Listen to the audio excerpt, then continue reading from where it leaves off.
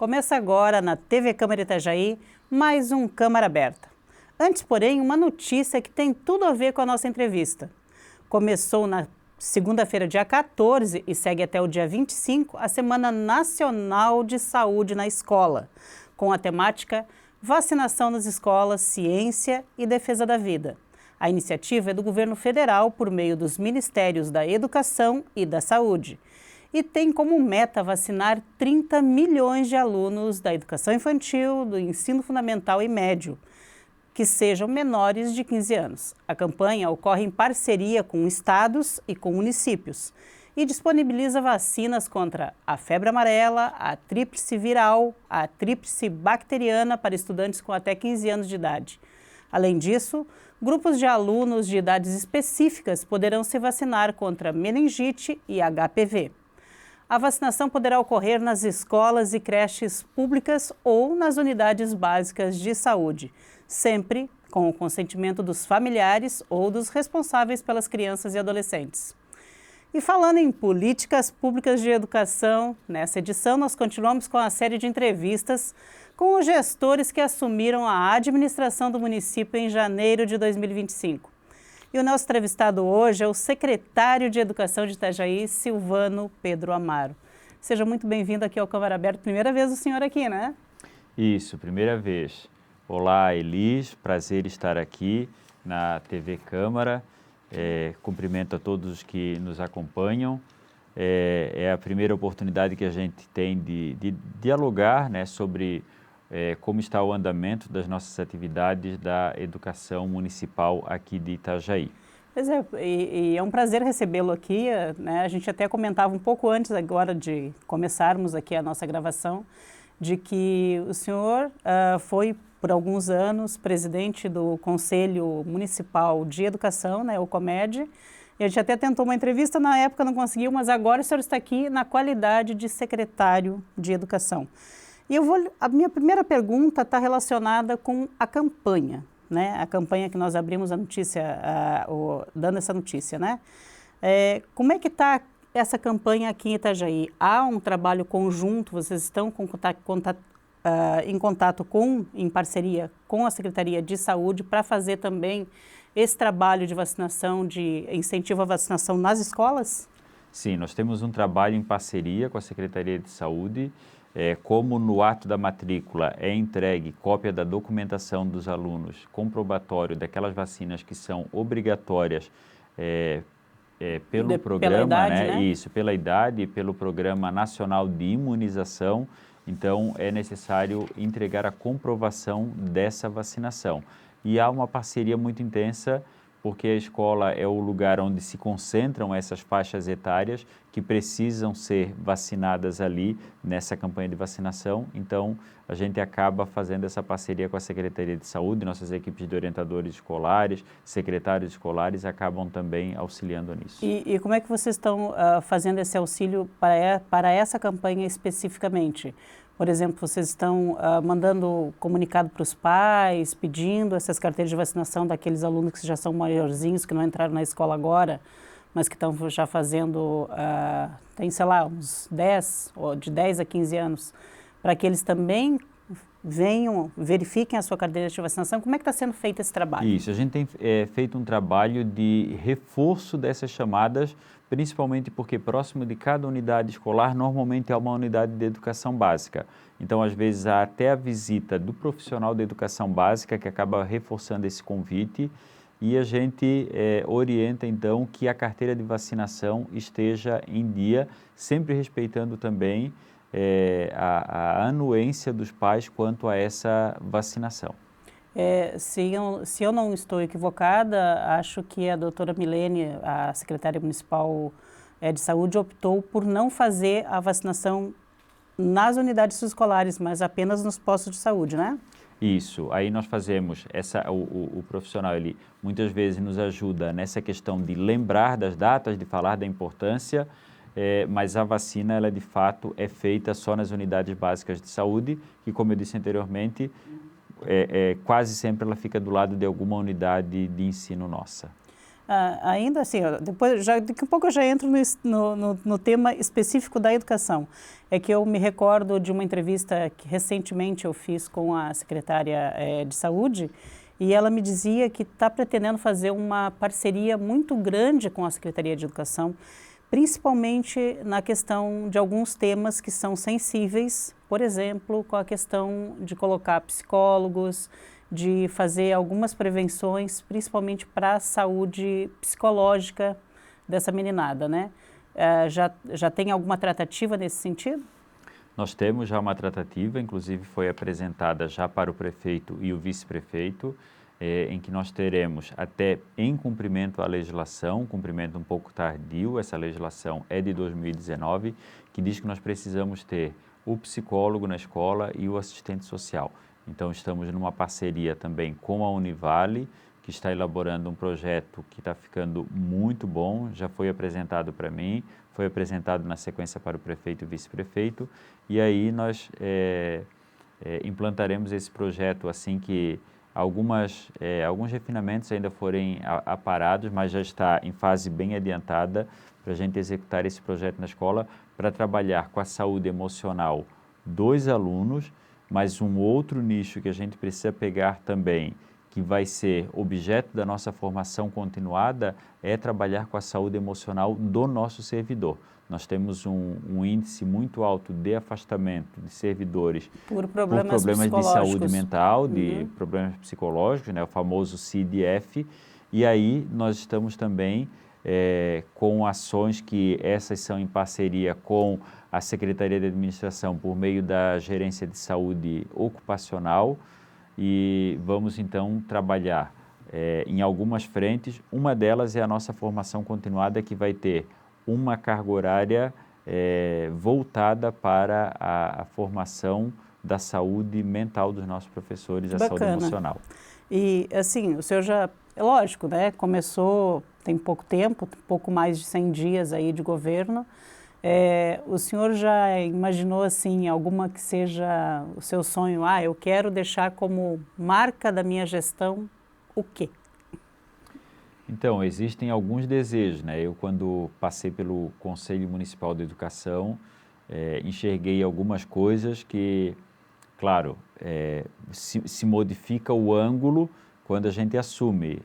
Eu estava num ponto de vista, que era o ponto de vista do Conselho Municipal de Educação, passei 7 anos como presidente do Conselho Municipal de Educação, e quando assume o órgão de execução, né, do Poder Executivo, que é a Secretaria Municipal de Educação, a gente começa a enxergar de outro ponto de vista. Mas a gente tem alguns desejos, né, agora enquanto gestor.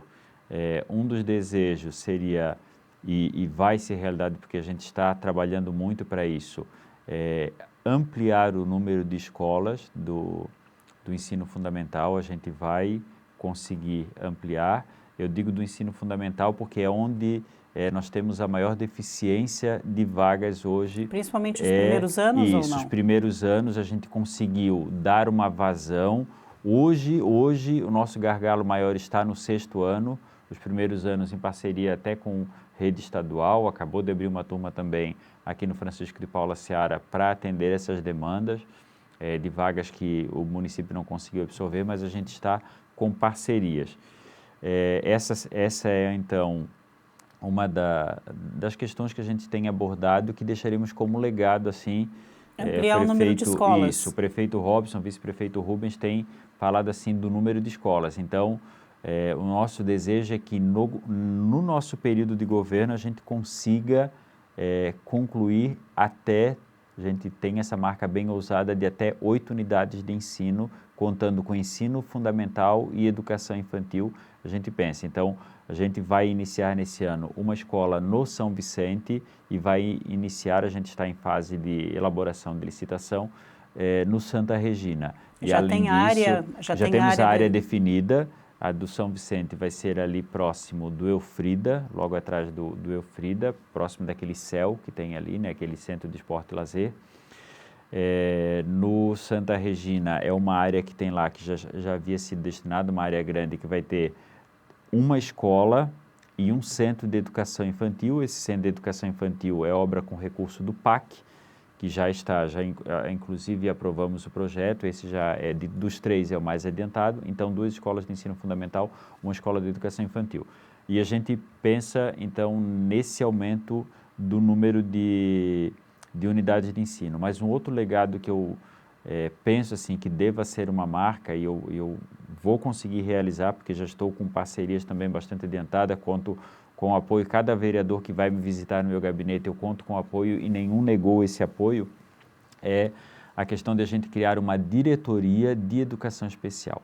A educação especial, ela está com um volume de atendimento muito grande. Nós temos muitas crianças atípicas hoje na rede municipal de ensino, então nós precisamos ter uma diretoria. Hoje nós temos supervisores de educação especial, mas ela precisa ganhar robustez, e essa robustez vai ser dada por meio da criação de uma diretoria de educação especial, que a gente está propondo agora com a reforma administrativa, e pelo que eu conversei com os nossos vereadores, nós temos essa parceria para aprovação, porque é uma necessidade muito grande. E tem uma demanda muito grande, inclusive eu até coloquei um ponto na nossa pauta aqui, que eu pretendo discuti-lo daqui um pouco mais, né, talvez nos próximos blocos.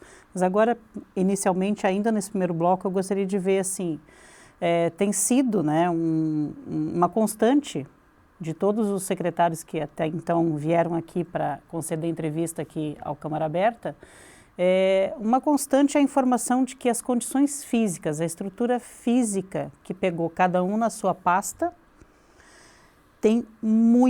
chegou com muita deficiência, condições ruins mesmo em alguns casos. Como é que o senhor encontrou em janeiro já e fevereiro as escolas e centros de educação infantil aqui de Itajaí?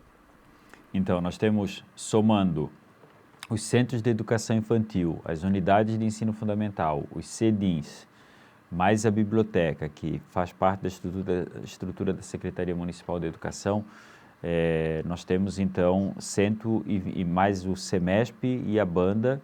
Então, de unidades de ensino, nós temos 120 unidades de ensino. Dessas 120 unidades de ensino, a maior parte delas são de educação infantil, porque como são unidades menores, a gente precisa ter em maior quantidade.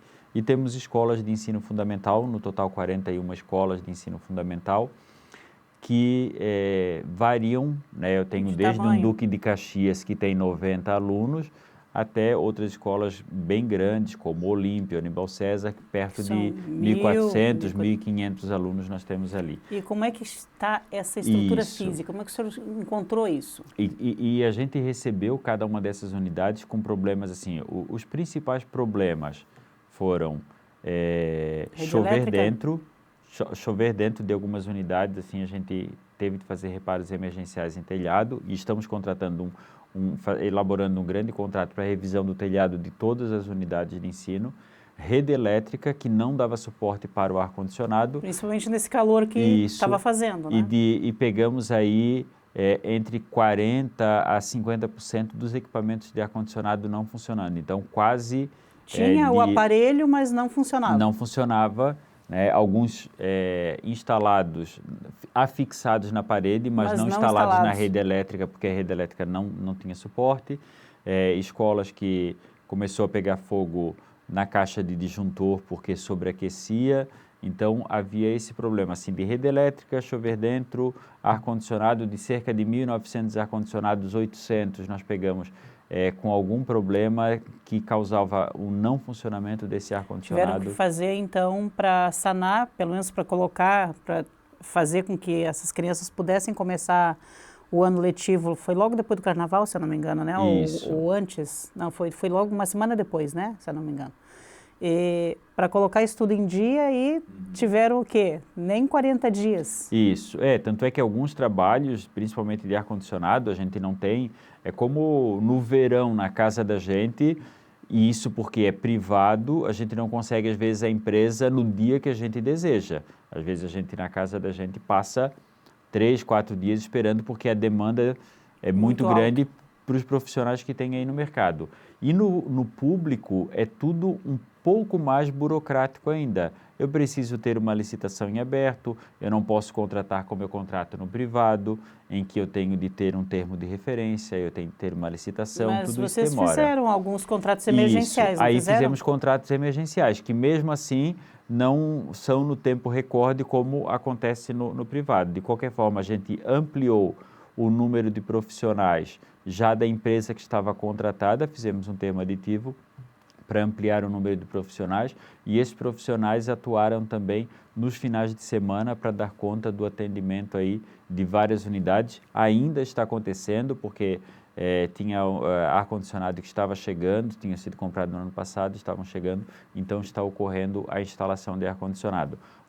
A questão é que, dependendo da unidade, se é uma unidade de 2 pisos, a instalação ela é um pouco dificultada, e aí, às vezes a estrutura também é muito antiga, né? Isso, aí tem que trocar fio. Trocar toda a fiação, né? E aí levar os equipamentos para cima. Então, às vezes um profissional, ele dá conta de instalar 2 num dia, por conta de ser no 2º piso e tudo mais. Mas, além disso, o que tem nos dificultado também? A gente vai lá, troca a fiação, põe fiação nova, tem ocorrido furtos, ocorreu no Olímpio, ocorreu no Duque de Caxias, ocorreram aí em várias unidades o furto da fiação toda, que é trocada, a fiação nova, e aí, de novo, né, a gente tem de ir lá fazer o trabalho, a gente tem... o comprar não é rápido, o comprar no serviço público não é rápido, executar o serviço público, né, a mão de obra não é rápida, eu tenho de contar, já havia um cronograma de trabalho para isso, eu tenho de tirar às vezes de uma escola que estava contando com a instalação naquele dia, tenho de ir lá resolver o problema elétrico daquela, porque aquela não ficou somente sem o ar-condicionado, mas ficou furtando, com mais problemas graves. até assim, de refrigeração de alimentação, porque furtou toda a energia, todos os cabos de energia, e aí com isso geladeira pode parar de funcionar, pode danificar alimento, é muito sério. Ou seja, problemas e mais problemas, né, secretário? A gente tem que fazer um pequeno intervalo aqui, na volta a gente fala mais sobre todos esses problemas e como foram encontradas as soluções e muito mais sobre a educação de Itajaí. Só um minuto, a gente já volta.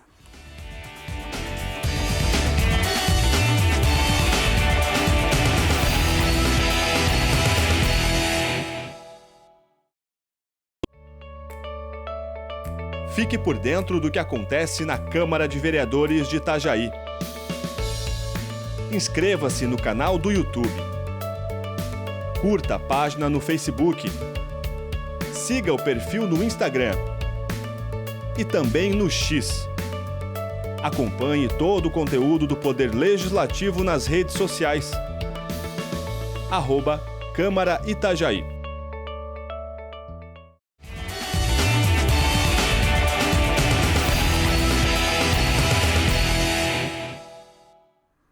Voltamos aqui no Câmara Aberta, que hoje entrevista o secretário de Educação de Itajaí, o Silvano Amaro. Silvano, a gente terminou o primeiro bloco falando dos inúmeros problemas que vocês encontraram, principalmente com relação à estrutura das escolas, né? Problema de telhado, problema na fiação, falta de ligação elétrica para muitas coisas e você acabou falando que também houve muito furto. Como é que fica? Quando estava nessa transição ou antes de começar as aulas, as escolas não estão com um contrato de segurança privada? Isso, nós temos... Como é que aconteceram esses furtos mesmo assim? Nós temos esse contrato, ocorre que em muitas unidades nós não temos a vigilância presencial noturna. Com isso, acaba acontecendo o furto. Em muitos casos, a gente tem esse ressarcimento porque a gente tem uma empresa de vigilância que monitora por câmeras, mas, de qualquer forma, há o prejuízo no sentido das rotinas administrativas, porque, por vezes, pode haver uma perda de algum alimento que estava lá numa geladeira, num freezer, se há um furto no final de semana, até que se restabelece o serviço. Então, há esse prejuízo maior. Sim, há um prejuízo porque é todo um incômodo da não prestação correta, digamos assim, daquele serviço. Tem o monitoramento pelas câmeras, mas, digamos assim, não está sendo efetivo para coibir esses dispara furtos. O alarme, tem tudo isso, né? Tem sido feitas rondas, principalmente nessas unidades assim, mais distantes, que em outros momentos não eram alvo de furtos, como o caso do Duque de Caxias, que acabou sendo alvo de furto. O Duque de Caxias fica em qual bairro? O Duque de Caxias é no Campeche. É uma comunidade bem de interior, que na verdade o furto ocorreu num espaço que a gente fez uma unidade provisória, porque a escola está em reforma, e a gente foi para o salão da igreja de Laranjeiras e foi instalado ar-condicionado, tudo foi instalado lá. E houve a fiação roubaram de dentro da igreja. Houve o roubo, o furto da fiação e de equipamento de ar-condicionado. É complicado isso. E assim, pelo jeito não é um problema muito fácil de resolução. Mas vamos avançar aqui, né? De janeiro de 2017 até dezembro de 2024, havia 2 programas muito visados, né, pela gestão anterior na Secretaria Municipal de Educação, que eram o Escola da Inteligência e o Escola Aberta. A minha pergunta é, esses programas seguirão, serão extintos ou serão modificados? Primeiro falar um pouquinho do programa Escola Aberta, né, que ele durou algum tempo, ele não seguiu até 2024.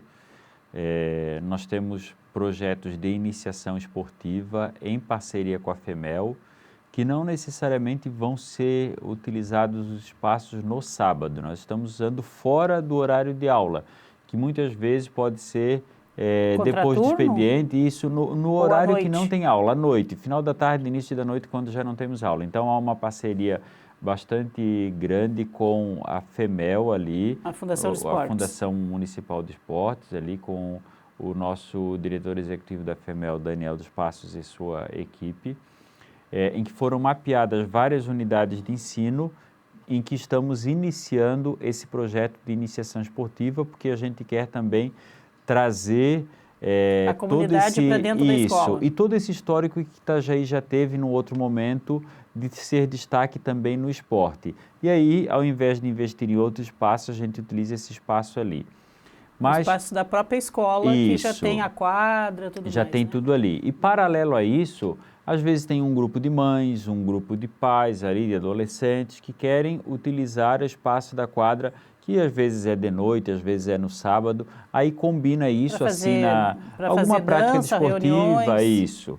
Então, combina ali, assina, a gente elaborou o que não tinha até então, um termo de cessão de uso também para assumir a responsabilidade do uso de espaço, e desde que não seja uma atividade com fins lucrativos, a gente tem essa possibilidade de parceria. Então, a prioridade de uso é da FEMEL, naqueles espaços esportivos nossos, fora do horário de aula, a prioridade é da FEMEL. Então, agora a escola aberta não estará aberta só no sábado, estará aberta... Não que ela esteja necessariamente no sábado, tem escola que vai ter atividade todas as noites e não terá atividade no sábado, isso depende muito da dinâmica da comunidade.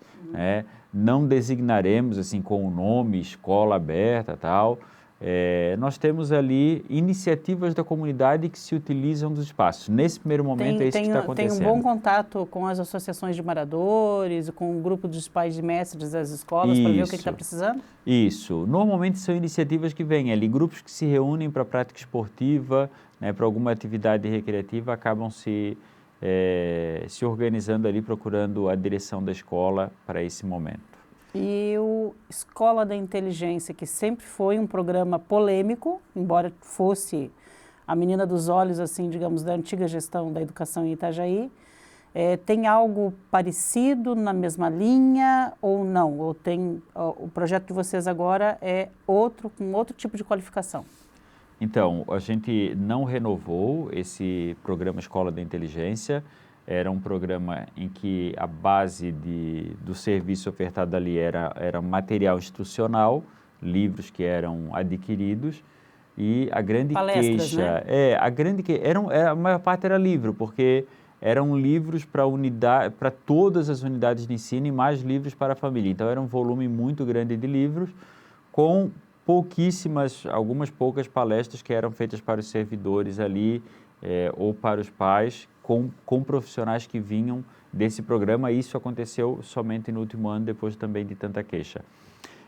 Mas o que causava desconforto, a forma como ele foi apresentado. Tinha muita reclamação, inclusive da classe dos professores mesmo. Isso, né? a forma como ele foi inserido, o que era investido não trazia o resultado, o retorno que se esperava. Que se esperava, né?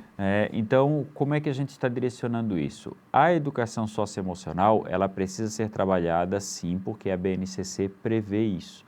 Só que ao invés de a gente fazer um contrato, era um contrato que já beirava os 5 milhões de reais por ano, um contrato desse... Era um dinheiro bem vultoso. Bem, e que havia basicamente a entrega de livros para os professores que tinham de trabalhar, e muitas vezes os professores vinham se queixar, né? Para mim, que na época estava como supervisor de escolar, eles diziam, né, alguns professores diziam, como é que eu vou trabalhar com a saúde emocional do meu aluno se eu também tenho problemas de saúde emocional? Eu não tenho condições para isso, eu não tenho informação para isso, e havia essa queixa. E aí a gente volta naquela coisa que a gente começou a falar lá no primeiro bloco, que é a questão de que o senhor até adiantou que será feita um trabalho todo especial na saúde do trabalhador da educação. Isso, saúde do trabalhador, então, a gente vai ter...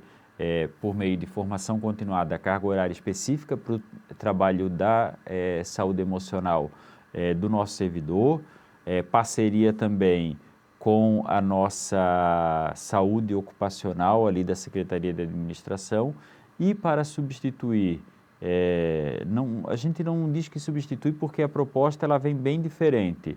Nós teremos o trabalho da saúde emocional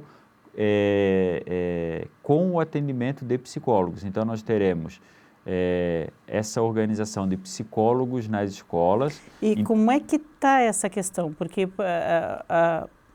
isso até foi bem interessante, acho que foi na gestão da Câmara Mirim do ano passado, que nós temos aqui, né, a Câmara que é feita pelos alunos do 9º ano. E acho que, se eu não me engano, foi uma demanda do ano passado, em que eles pediram muito, mas muito, que estava faltando psicólogo nas escolas. Isso vai ser sanado agora? Como é que está essa contratação desses profissionais? A gente está trabalhando, na verdade, com o orçamento do ano anterior. Então, a gente não tem certeza de que vai conseguir, no primeiro momento, colocar um psicólogo em cada escola. Talvez naquelas escolas menores a gente mapeie um psicólogo para 2 unidades de ensino, algo nesse sentido. Mas a nossa intenção é que pelo menos as escolas maiores já tenham cada uma um psicólogo aí atendendo as demandas ali, né? Não vai ser um atendimento clínico, isso é importante deixar bem claro, não é um psicólogo para atendimento clínico. É um acompanhamento acompanhamento, isso, para a saúde emocional, como é que a gente pode lidar com algumas questões, principalmente de forma coletiva, a saúde coletiva mental de forma coletiva, né? Não vai ser um atendimento clínico, não vai ter um consultório de um psicólogo, não é essa a proposta, nem é isso que a BNCC prevê e que a lei prevê, aquela lei que diz que precisa ter, se não me engano, 19.343, não quero errar números, mas é uma lei de 2019 já, que fala de forma bastante expressa que é necessário ter psicólogos nas escolas. A lei é um pouco omissa quanto ao número de psicólogos, se um psicólogo pode atender 10 escolas ou não. O fato é, nós sentimos a necessidade e reconhecemos a importância do psicólogo na escola, para além daquilo que a lei estabelece, e por isso nós vamos sim abraçar essa questão do psicólogo na escola com um projeto muito bonito, um projeto muito interessante que está sendo aí finalizado. Isso então já vai estar, Silvano, no planejamento para o ano que vem, quando chegar aqui a lei orçamentária, por exemplo, já vai ter alguma coisa destinada para esse item na educação? Na verdade, vai ter a lei orçamentária que a gente vai prever para o ano que vem vai ser para aumentar, porque a gente já vai colocar psicólogo nesse ano, tá? Já aí, no máximo, no início do segundo semestre, a gente já vai ter psicólogos atuando aí nas escolas. E agora, falando um pouquinho sobre essa questão de qualificação dos profissionais, reciclagem, cursos de capacitação. Se eu não me engano, deu já uma polêmica um pouco aguda na cidade.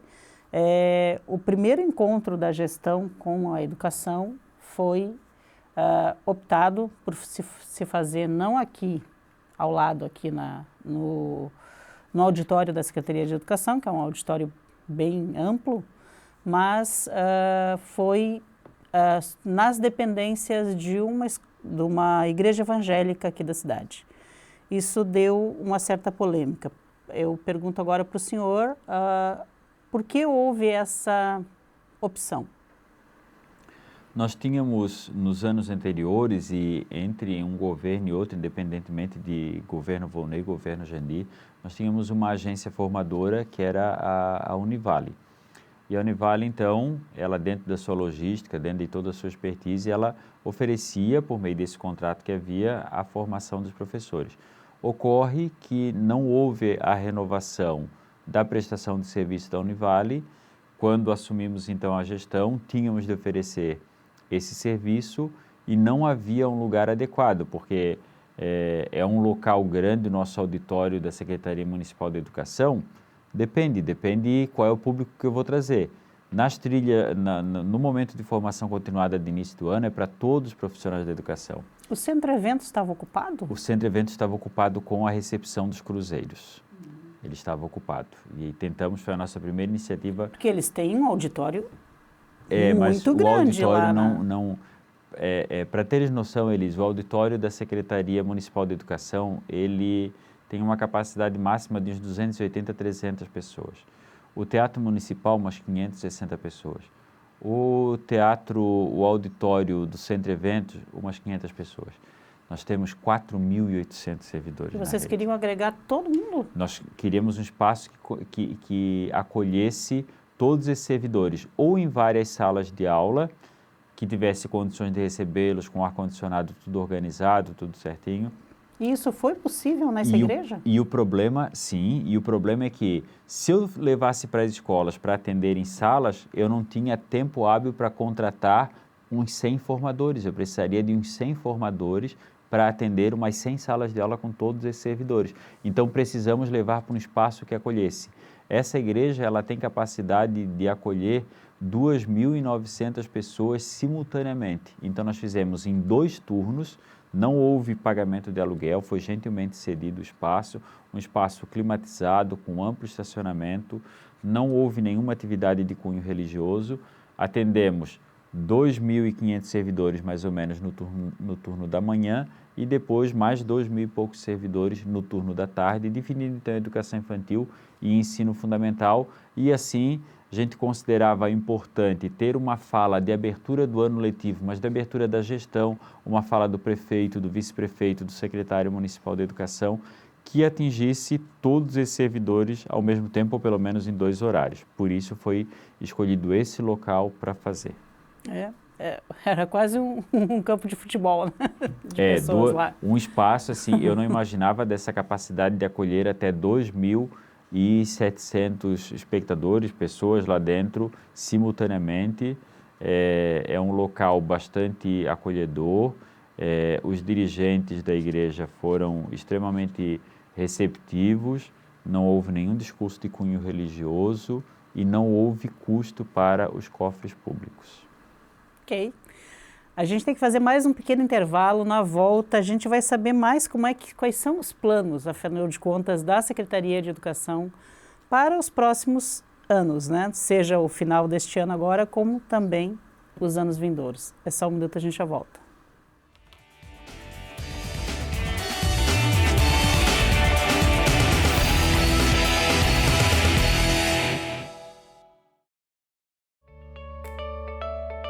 Fique por dentro do que acontece na Câmara de Vereadores de Itajaí. Inscreva-se no canal do YouTube. Curta a página no Facebook. siga o perfil no Instagram e também no X. Acompanhe todo o conteúdo do Poder Legislativo nas redes sociais. @Câmara Itajaí.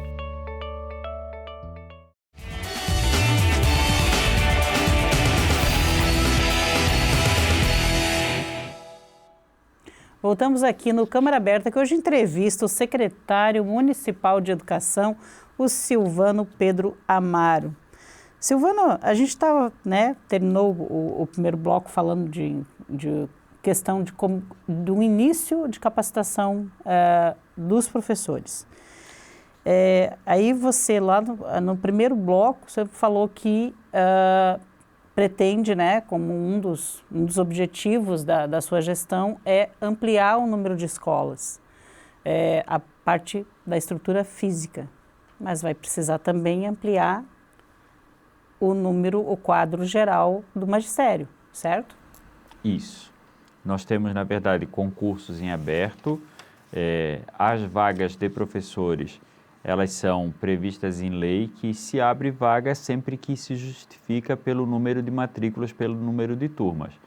O que nós temos de regra diferente é que vagas para os especialistas, supervisores, administradores e orientadores, eles seguem uma outra regra. Então, um determinado número de turmas é o critério para eu ter um administrador escolar numa escola. Um determinado número de professores é o critério para eu ter um supervisor escolar. E um determinado número de alunos é o critério para que eu tenha um orientador escolar.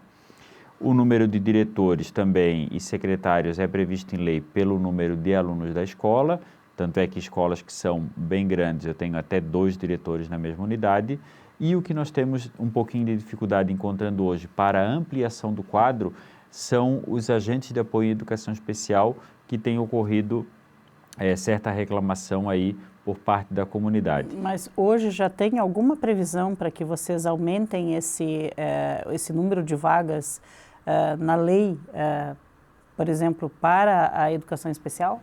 Para a educação especial, o que nós temos hoje? Nós contratamos aquilo que o teto nos permitiu, que foram 20 agentes de educação, de apoio em educação especial. Para além disso, nós estamos, antes de vir aqui gravar, até recebi uma mensagem do prefeito que ele lembrou que nós temos de enviar à Câmara de Vereadores, está finalizado até, porque parte do Executivo, o projeto que altera o teto. Então, nós vamos ampliar o teto, isso vai agora nos próximos dias para a Câmara de Vereadores, ampliar o teto de contratação de agentes de apoio em educação especial para a gente atender essa demanda que tem crescido cada vez mais e as famílias precisam ter tranquilidade nesse tipo de atendimento. Então, no primeiro momento, estamos contratando esses 20 e vamos contratar aí logo um número ainda um pouco maior assim que passar isso pela Câmara de Vereadores. E à medida que vão crescendo o número de salas e crescendo o número de alunos matriculados, a cidade, aliás, não para de crescer, está sempre, de um ano para o outro, um crescimento muito vertiginoso, há necessidade também daí da contratação de novos profissionais, sejam do magistério mesmo, de professores dos anos iniciais ou dos anos finais, professores das especialidades, de história, de geografia, de língua portuguesa, de matemática, e para isso também já é essa previsão, vocês já estão prevendo em aumentar esse quadro? Isso, é que daí a lei não estabelece um teto quanto aos professores de sala. O teto... Vocês vão continuar só com ACT ou pretendem fazer concurso? A lei ela nos cobra que o número de ACT deve ser sempre um número reduzido, e o ACT deve ser para aquelas situações muito pontuais. Uma licença maternidade, alguém que teve que se afastar por tratamento de saúde, questões muito pontuais. Mas não é isso que vem acontecendo, né? Isso, ou aqueles que assumem um cargo efetivo.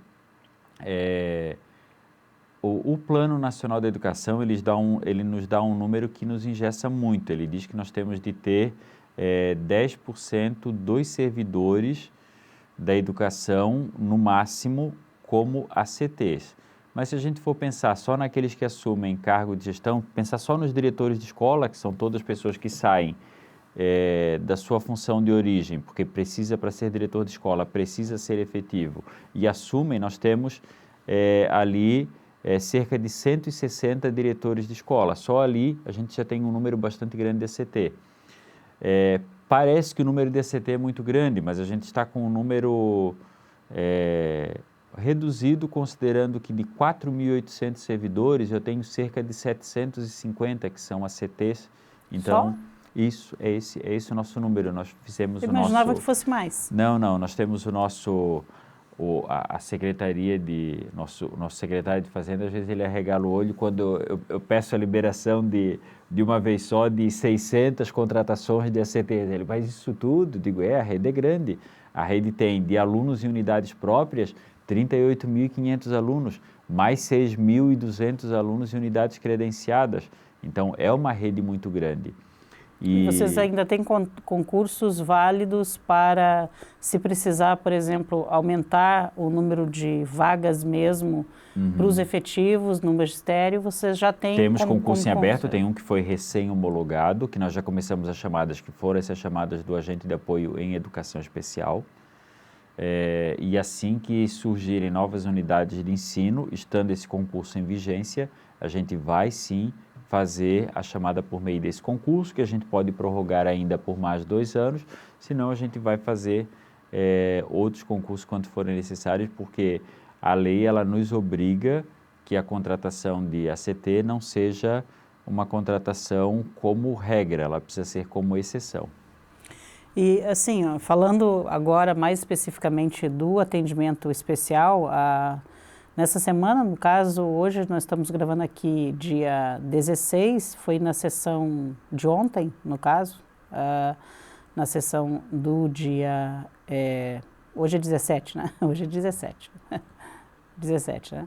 Foi na sessão do dia 16, o vereador Fernando do Nadar, se eu não me engano, ele fez um requerimento em que ele está questionando quais são o número de agentes que tem para a educação especial, onde eles estão lotados, e também fez uma consideração em relação ao atendimento que é prestado, principalmente para os alunos com transtorno do espectro autista, que tem muito diagnóstico saindo aqui em Itajaí.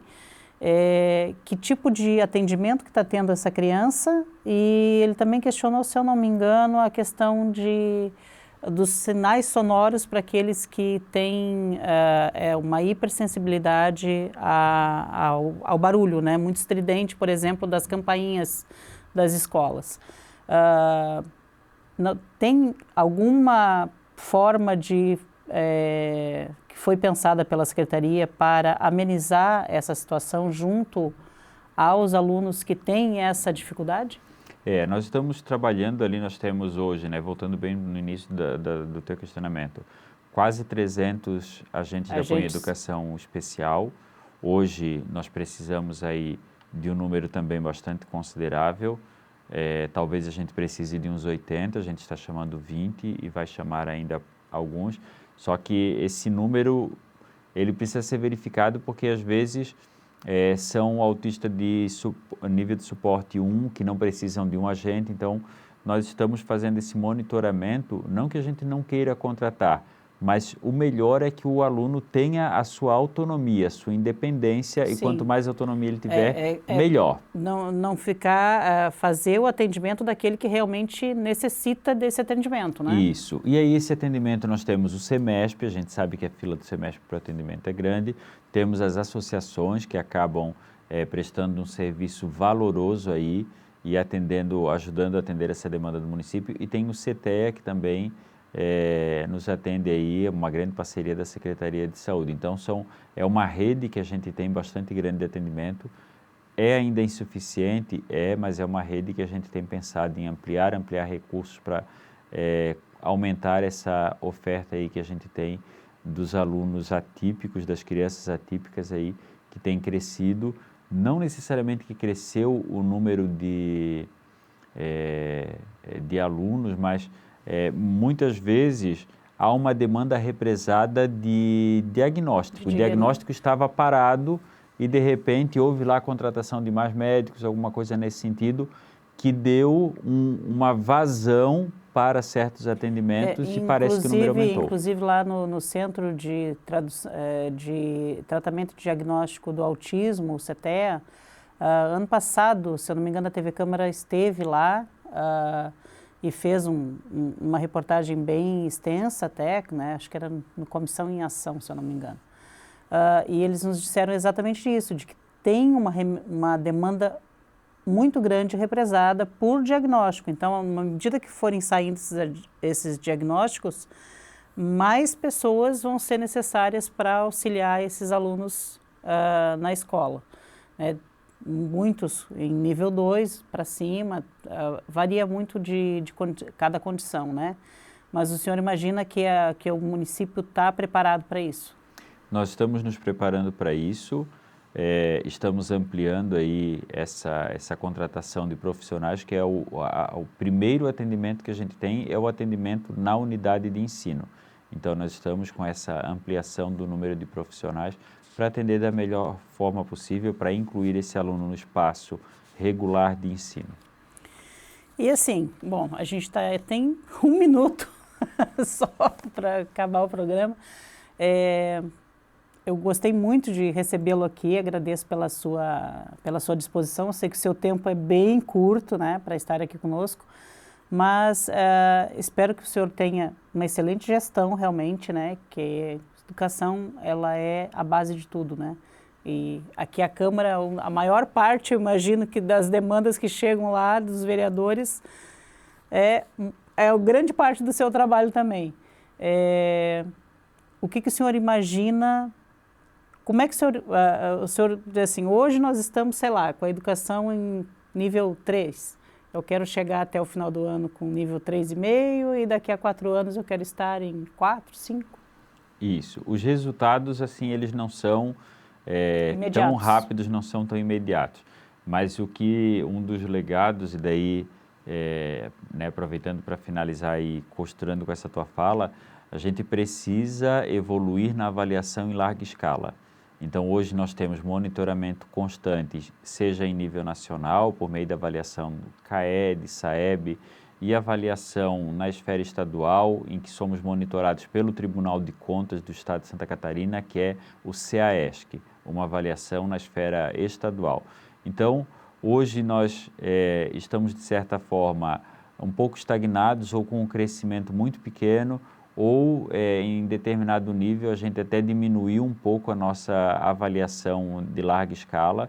E a gente não está nem falando de índice do Fundeb, né? Isso, a gente precisa dar uma redirecionada nisso para que a gente consiga ter melhores resultados aí nas próximas edições de avaliação em larga escala. Secretário, muitíssimo obrigada, tá, pela sua presença aqui e esteja sempre convidado a voltar aqui ao Câmara Aberta.